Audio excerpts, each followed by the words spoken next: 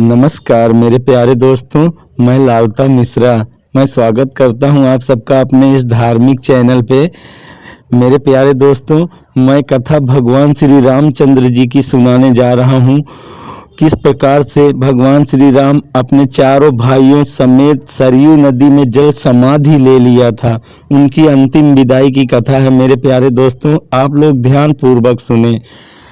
कथा शुरू होती है मेरे दोस्तों, जब सीता मैया जल पृथ्वी फट जाती है और धरती माता की गोद में जाके समा जाती हैं सीता मैया।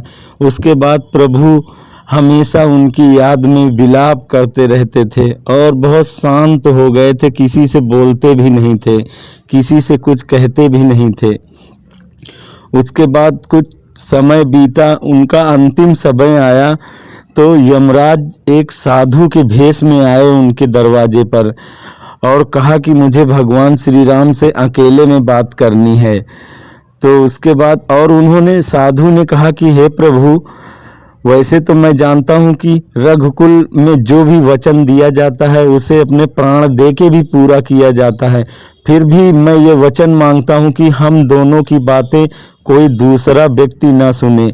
यदि दूसरा सुनेगा तो आप उसको मृत्यु दंड देंगे, ये आप वचन दे हमको। तो प्रभु श्री राम ने कहा कि मैं आपको वचन देता हूं कि हम दोनों के अलावा तीसरा अगर कोई भी हमारी बातें सुनेगा तो हम उसको मृत्यु दंड देंगे। और उसके बाद जब भगवान श्री राम और वो साधु दोनों एक एकांत कमरे में गए तो वो साधु अपने धर्मराज के भेष में आ गया, यमराज हो गए वो। उन्होंने कहा कि हे प्रभु, आपने जितना समय मांगा था इस पृथ्वी पर रहने के लिए वो टाइम पूरा हो गया।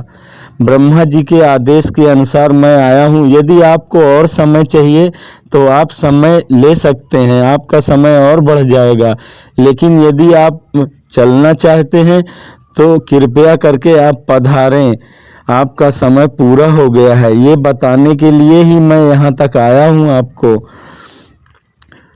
उसके बाद उसके थोड़ी देर बाद अयोध्या में प्रवेश करते हैं महर्षि दुर्वासा ऋषि प्रवेश करते हैं अपने संत मंडली के साथ और आके कहते हैं राज दरबार में कि मुझे तुरंत श्री राम से मिलना है और मुझे उनसे मिलने की आज्ञा दी जाए। लेकिन पहरेदार पे वहाँ खड़ा किया था भगवान श्री राम जी ने लक्ष्मण को, क्योंकि उन्होंने वचन दिया था ना कि कोई यदि तीसरा व्यक्ति कोई सुनने को आ गया तो उसको मृत्यु दंड दिया जाएगा। इसलिए उन्होंने पहरे पे लक्ष्मण भैया को बैठा रखा था। भैया ने दुर्वासा ऋषि को रोक दिया कि महाराज आप अंदर नहीं जा सकते, अभी भगवान श्री रामचंद्र जी की बहुत ही एक संत महात्मा के साथ बातचीत चल रही है, जब वो खत्म हो जाएगी तब फिर आप जा सकते हैं, उनसे आप मिल सकते हैं। लेकिन दुर्वासा ऋषि ठहरे वो बहुत ही क्रोधी, पल पल में श्राप दे दिया करते हैं दुर्वासा ऋषि महाराज। वो तुरंत आग बबूला हो गए, क्रोध में आके उन्होंने कहा कि अगर तुम राम से मुझे अभी नहीं मिलने की आज्ञा दोगे तो मैं श्राप दे दूंगा, और मैं श्राप दे दूंगा पूरी अयोध्या जल के नष्ट हो जाएगी। मुझे अभी तत्काल राम के से बात करनी है, जाके उन्हें बुला के लाओ, मेरी बात जाके बताओ उन्हें। लक्ष्मण भैया भी सोचे कि क्या करूं अब मैं। एक तरफ भगवान श्री राम के वचन कि जो भी तीसरा व्यक्ति आएगा उसको मृत्यु दंड देना पड़ेगा, और दूसरी तरफ ये महात्मा, अगर मैं न गया तो ये पूरी अयोध्या भस्म कर देंगे। लक्ष्मण भैया ने सोचा कि पूरी अयोध्या क्यों भस्म होगी, मेरे ही प्राण जाएं तो चले जाएं, जैसी प्रभु की इच्छा।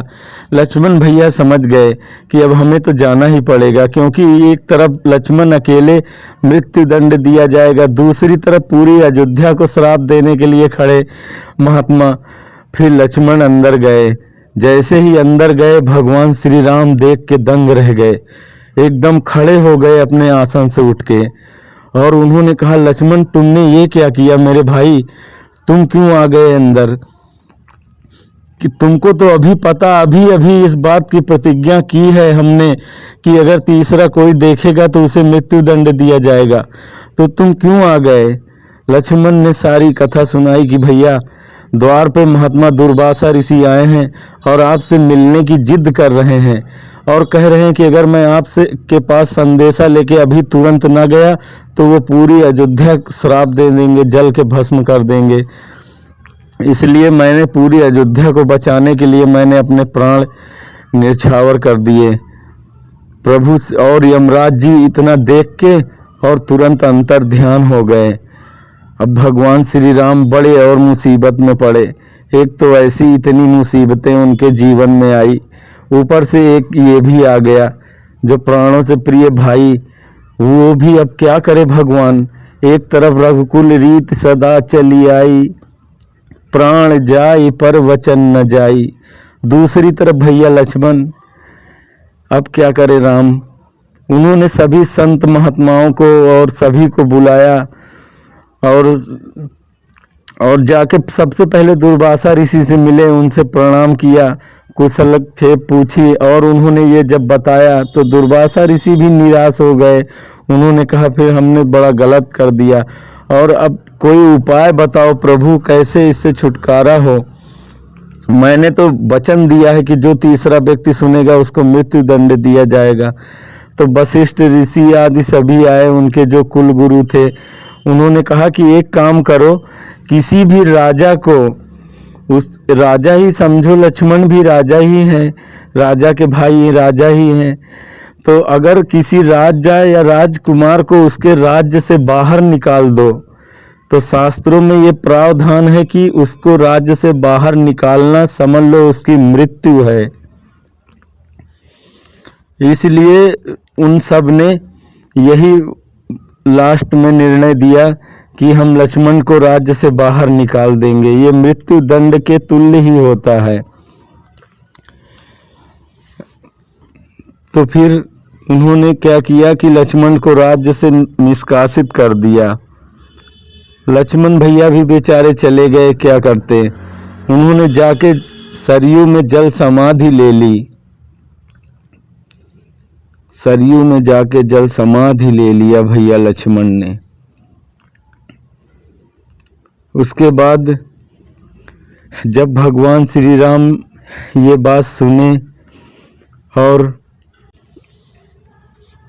तो वो भी बहुत ही दुखी हुए, भरत और शत्रुघ्न। वो भी चल दिए लक्ष्मण के पीछे सरयू नदी में। बोले अगर जब मेरा भाई लक्ष्मण ही नहीं तो हम लोग जी के क्या करेंगे। अब जब उन्हें जाता देखा तो पूरी प्रजा उनके पीछे आ गिरी।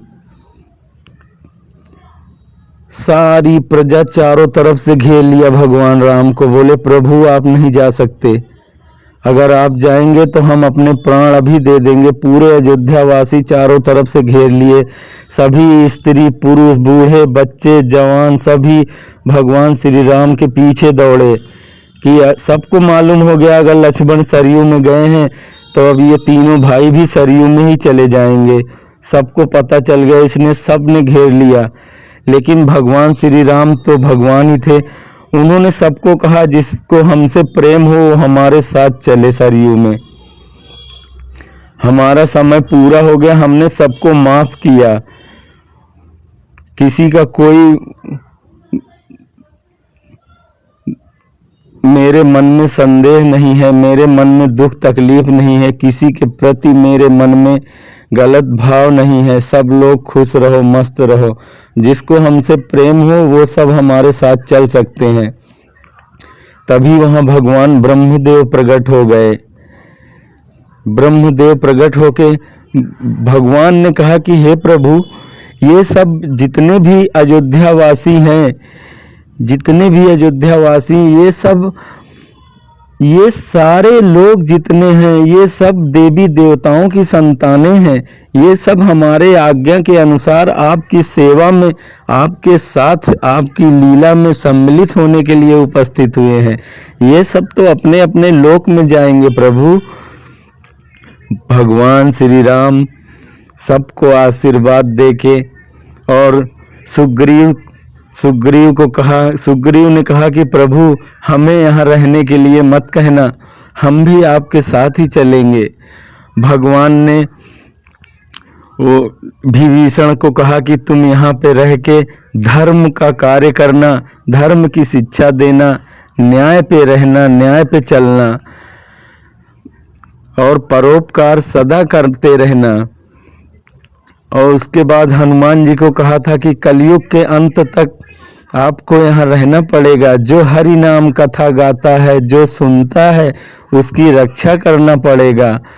और उसके बाद जामवंत को कहा कि तुम द्वापर के अंत तक रहोगे, हमारा जन्म होगा कृष्ण रूप में, हमारा मिलन फिर होगा, उसके बाद तुम अपने अंतिम यात्रा के लिए प्रस्थान करोगे। ये सभी को भगवान ने कह के कुछ न कुछ, और जब चलने लगे तो अंगद देख रहे हैं प्रभु को, कि अंगद कह रहे हैं कि प्रभु हमारे लिए भी, प्रभु ने अंगद को भी भेज दिया। अंगद का बहुत मन था कि प्रभु के साथ ही चले, पर अंगद को प्रभु ने वापस भेज दिया। बोले नहीं, तुम जाओ, वापस जाके अपना राज्य चलाओ। अंगद बेचारा रोता हुआ गया घर को, बहुत दुखी था। वो सोच रहा था कि मैं भी प्रभु के साथ ही चलूं।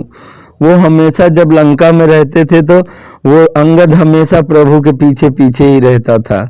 बहुत छोटा था अंगद, और फिर उसने देखा कि जिन प्रभु ने हमारे पिता को मारा है वो कितने बड़े बलशाली उसके पिताजी थे, और फिर प्रभु उससे भी ज़्यादा बलवान।